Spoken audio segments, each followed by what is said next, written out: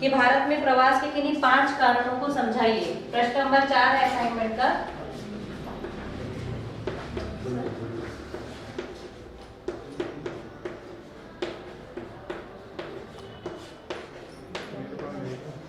Ma'am मतलब change की है, वो मैंने नेटवर्क चेंज किया है, BSNL से नहीं हो रहा था तो फिर मैंने उसको जियो में किया है।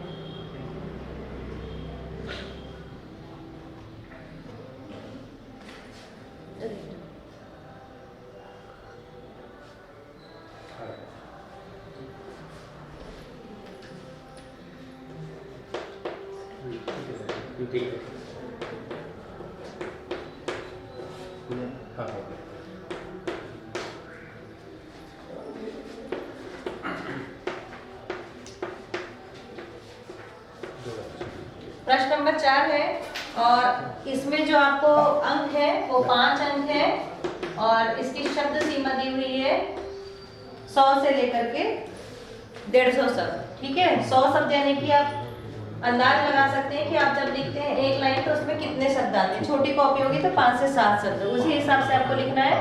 प्रवास के किन्हीं 5 कारणों को उल्लेख करना है। तो कल मैंने आपको यहाँ पर 7 कारण लिख के बताए थे, उसी में से सारे कारणों को मैं धीरे धीरे समझा देती हूँ कि क्या होता है, किस कारण से प्रवास करते हैं। ठीक है, हमने इसको कल भी पढ़ा था, आज फिर से मैं रिपीट कर रही हूँ। सबसे पहले तो जब हम लिख रहे हैं प्रवास के कारण तो हमको ये पता होना चाहिए कि प्रवास क्या होता है। प्रवास का मतलब होता है एक जगह को छोड़ करके दूसरी जगह पर जाकर के बसना। अब क्यों हम वहां पर जाकर के बसते हैं, इसके बहुत सारे कारण हो सकते हैं, उसी कारणों को हमको बताना है। जैसे कि लोग नौकरी की तलाश में जाते हैं, कुछ लोग पढ़ाई के लिए जाते हैं, कुछ लोग चिकित्सा के लिए जाते हैं। तो सबका अलग अलग मोटिवेशन होता है, सबका अलग अलग कारण होता है कि वो किसी एक जगह को छोड़ करके दूसरी जगह पर जाता है। ठीक है, तो इन्हीं कारणों को हमको लिखना है। 5 नंबर का है तो कम से कम 5 कारण हमको लिखना पड़ेगा। इसमें सबसे पहला आजीविका। आजीविका का मतलब है जीवन जीने के लिए। तो ऐसे क्षेत्र जहां पर आजीविका के साधन नहीं होते या रोजगार के अवसर नहीं होते, उस जगह को लोग छोड़ करके दूसरी जगह पलायन कर जाते हैं ताकि उनको रोजगार के अच्छे अवसर मिल सके। ठीक है, और इसमें अलग अलग प्रकार का प्रवास होता है, यह भी हम पढ़ चुके हैं। जैसे कि वार्षिक प्रवास होता है, 6 महीने का, छमासी प्रवास होता है, साप्ताहिक होता है। हम लोग भी नौकरी करने जाते हैं, सुबह जाते हैं शाम को आते हैं, तो दैनिक प्रवास कहलाता है। वो भी क्यों जाते हैं, आजीविका के लिए। तो इस प्रकार से जो किया जाता है लंबे समय के लिए अधिकांशतः प्रवास किया जाता है, तो वो कहलाता है आजीविका के लिए प्रवास। यानी कि अपने जीवन को चलाने के लिए कोई भी काम करना हो, उसके लिए लोग एक जगह को छोड़ करके दूसरी जगह पर स्थानांतरित हो जाते हैं। ठीक है, एक कारण हो गया। दूसरा कारण है शिक्षा। शिक्षा की बात करते हैं। ठीक है, छत्तीसगढ़ अंचल में रहते हैं, प्राय ग्रामीण क्षेत्रों से आते हैं हम लोग, और हमको पता है कि हमारे ग्रामीण क्षेत्र में शिक्षा के हमको उतने बेहतर अवसर नहीं मिल पाते। तो फिर क्या करते हैं, हम लोग अपने गाँव को छोड़ करके दूसरी जगह कहाँ जाते हैं, शिक्षा ग्रहण करने के लिए जाते हैं। क्योंकि हमारे गाँव में कॉलेज नहीं है, या कॉलेज है तो अच्छी यूनिवर्सिटी नहीं है, या जो हम पढ़ना चाहते हैं वो सिलेबस वहाँ पर नहीं है। तो फिर हमको अपने गाँव को छोड़ करके दूसरी जगह पर जाना पड़ता है। दूसरे जिले में जा सकते हैं, दूसरे राज्य में जा सकते हैं, और दूसरे देश में जा सकते हैं, और वहां पर जा करके रह करके हम शिक्षा ग्रहण कर सकते हैं। तो ये हुआ प्रवास का दूसरा कारण, शिक्षा। ठीक है, तीसरा कारण विवाह। बड़ा ही महत्वपूर्ण कारण है विवाह, क्योंकि आप सभी लोगों को पता है भारतीय संस्कृति में विवाह के पश्चात महिलाओं को अपना घर छोड़ करके दूसरे घर में जाना पड़ता है, पुरुषों के घर में, तो वो भी प्रवास कहलाता है। और इस प्रकार का जो प्रवास होता है वो अधिकांशतः महिलाएं करती है। ठीक है, और इस प्रकार के प्रवास में गांव से गांव की ओर प्रवृत्ति ज्यादा होती है। यानी विवाह के बाद महिलाएं एक गांव से दूसरे गांव की ओर प्रवास करती है, पुरुषों की संख्या इसमें कम होती है। तो ये हो गया तीसरा प्रकार, विवाह। चौथा है प्रवास का कारण सुरक्षा की कमी।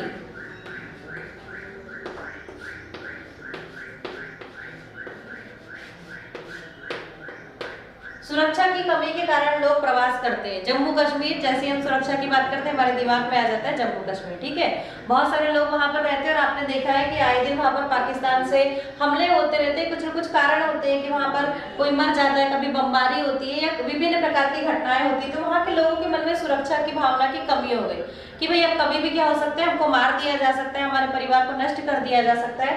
तो इस कारण से लोग उस जगह को छोड़ करके अन्यत्र, जो कि उनकी दृष्टिकोण से बहुत ही सेफ है, बहुत ही सुरक्षित है, वहां पर जाकर के वो प्रवास करने लगते हैं। तो वो कहलाता है सुरक्षा की कमी से या सुरक्षा के लिए दूसरी जगह पर जाकर के प्रवास करना। ठीक है, इसके बाद नेक्स्ट है आपका सामाजिक और सांस्कृतिक कारण। सामाजिक और सांस्कृतिक कारण भी बहुत ही महत्वपूर्ण है। हालांकि इस प्रकार का जो प्रवास होता है वो कम होता है और कम समय के लिए किया गया प्रवास होता है। अब इस प्रकार का कारण कैसे होता है, मैंने अभी बताया हम छत्तीसगढ़ में रहते हैं, लेकिन हमारा मन करता है कि क्या होता है दूसरे राज्यों में, गुजरात में जाकर के देखें वहां पर क्या होता है।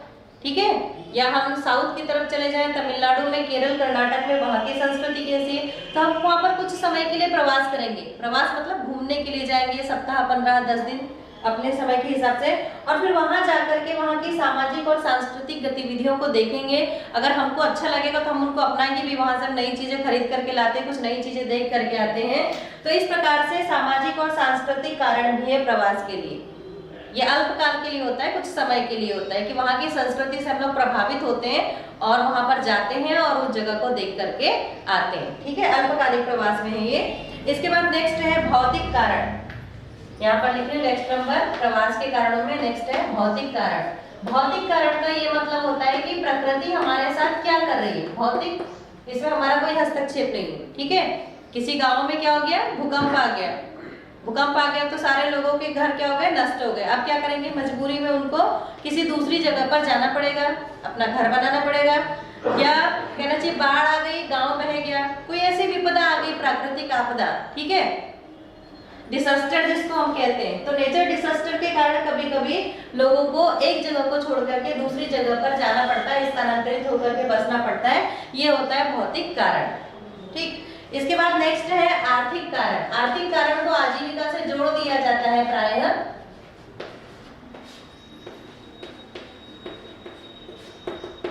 इस कारण को आजीविका से जोड़ दिया जाता है क्योंकि अर्थोपार्जन करके ही हम अपनी आजीविका को चला सकते हैं। तो किसी किसी पुस्तक में आपको ये जो दोनों कारण है एक ही साथ मर्ज हुए भी दिख सकते हैं, क्योंकि मनुष्य की सोच होती है कि थोड़े से ज्यादा पाने की चाहत। ठीक है, आज मेरे पास साइकिल है, कल मुझे मोटरसाइकिल चाहिए, कल मुझे कार चाहिए, और उसके बाद फिर उसकी चाहतें बढ़ते जाती है, तो ज्यादा से ज्यादा पैसा कमाना चाहता है। It means earth. ठीक है, तो ज्यादा पैसा कमाने के लिए क्या करेगा, देख रहा है कि हमारे चारों तरफ उसको रोजगार नहीं मिल रही है या कुछ अच्छी सुविधाएं उसको प्राप्त नहीं हो रही, तो फिर वो अपनी जगह को छोड़ करके किसी दूसरी ऐसी जगह में जा करके बस जाएगा जहां पर उसको ज्यादा पैसे कमा सकता है। ठीक है, तो कुल मिलाकर के जो 7 कारण बताए, 7 में से 5 कारण आपको लिखना है बहुत सटीक, और इसमें व्यर्थ की बातों को ना भरें, जितना आपको समझ में आता है उतनी ही बातें लिखें, क्योंकि 5 नंबर का तो आपको आपकी किताब में लिखा हुआ है 7 पॉइंट दिए हुए, लेकिन 5 नंबर का आपको लिखना है तो 5 पॉइंट आपकी कॉपी में दिखना चाहिए, वो भी व्यवस्थित तरीके से।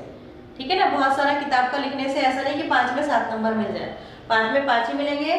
शब्दों का ध्यान रखें और अपने हिसाब से शब्द संयोजन करके लिखें, क्योंकि वही परीक्षा में याद रहता है। तो ये हुआ आपका प्रवास के 5 कारण। ठीक है, इसके बाद कल एक बच्चे का प्रश्न था मुझसे कि प्रवास के कारण के बाद में मैंने प्रवास के परिणाम पहले, इसके पहले प्रश्न में था कि प्रवास के परिणाम बताइए, तो प्रवास के परिणाम में 2 परिणाम थे, सामाजिक और जननांकिकी। मैं थोड़ा रिपीट कर रही हूँ, यही बाजू में लिख रही हूँ, समझ जाइएगा जिसने भी क्वेश्चन किया था। क्वेश्चन नंबर 3 था, इसके परिणाम बताना था प्रवास के। तो पहले हमने परिणाम देखे फिर कारण। ठीक है, क्योंकि आपके असाइनमेंट में ऐसे ही दिया है, अगर आपको पहले कारण दिया होता फिर परिणाम होता तो ज्यादा क्लियर होता। अब इसके परिणाम में 2 परिणाम आपको देखना था, परिणाम की बात कर रहे हैं हम लोग। एक तो था सामाजिक परिणाम और दूसरा था जननांकिकी परिणाम।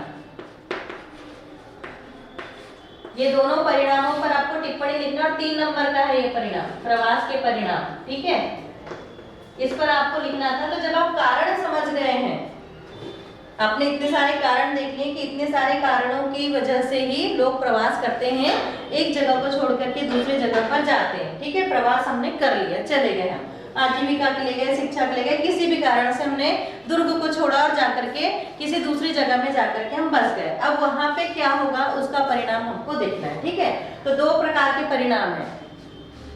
2 प्रकार के परिणाम में पहला परिणाम है सामाजिक परिणाम। सामाजिक परिणाम क्या होगा, हम जहां पर गए हैं और जहां से गए, जैसे दुर्ग से गए, तो दुर्ग के साथ में हम अपने सामाजिक और सांस्कृतिक परिवेश को साथ में ले जा रहे हैं। ठीक है ना, अपने सामाजिक और सांस्कृतिक परिवेश को हम अपने साथ में ले जा रहे हैं और किसी दूसरी जगह पर जा रहे हैं। इसके लिए मैंने आपको एग्जाम्पल बताया था। कुछ प्रॉब्लम है क्या? कुछ प्रॉब्लम है क्या? ठीक है, तो इस प्रकार से इसके लिए एग्जाम्पल हमारे यहाँ पर कौन है? हमारे यहाँ पर अंग्रेज आए और आपने देखा कि जब हमारे यहाँ पर अंग्रेज आए तो उन्होंने अपनी धर्म और संस्कृति को ला करके भारत में स्थापित कर दिया। तो सामाजिक और सांस्कृतिक परिवेश में प्रभाव पड़ा।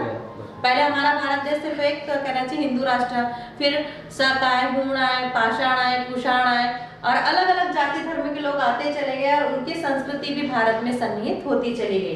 तो इस प्रकार से हमारे देश के जो सामाजिक परिवर्तन हो गया, सामाजिक परिणाम हमको देखने को मिला, क्योंकि पहले हिंदू राष्ट्र था, अब क्या हो गया? धर्मनिरपेक्ष राष्ट्र हो गया, बहुत सारे धर्म हो गए। तो सामाजिक परिवर्तन, ठीक है। नंबर दूसरा, जननांकिकी परिवर्तन। जननांकिकी परिवर्तन की जब हम बात कर रहे हैं तो जितने लोग एक जगह से उठ करके दूसरी जगह जब प्रवर्जन करने जाते हैं, रहने के लिए जाते हैं, तो वहाँ की जनसंख्या में परिवर्तन आता है, वही जननांकिकी जननांकिकी परिणाम कहलाएगा। ठीक है, यहाँ पर दो प्रकार का मैंने आपको बताया अभी कारण, शिक्षा और विवाह। अपने चारों तरफ के परिवेश में आप देखिए कि कितने लोग शिक्षा ग्रहण करने एक जगह से दूसरी जगह जाते हैं और कितने लोग विवाह के बाद एक जगह से दूसरी जगह पर जाते हैं।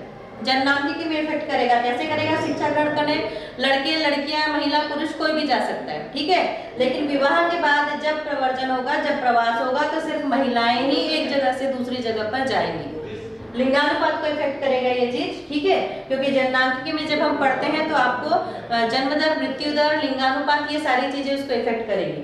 तो इसीलिए शिक्षा में दोनों चीजें कॉमन हो जाती है, लेकिन जब हम विवाह की बात करते हैं तो वहां पर महिलाओं की संख्या बढ़ जाती है। तो जननांकिकी में परिणाम आपको देखने को मिलेगा कि सामान्य रूप से जो किया गया प्रवास है, इस प्रकार से लिखेंगे आप, सामान्य रूप से किए गए प्रवास में एक स्थान से जब दूसरे स्थान पर जो लोग प्रवास करने जाते हैं उनकी संख्या में वृद्धि होती है।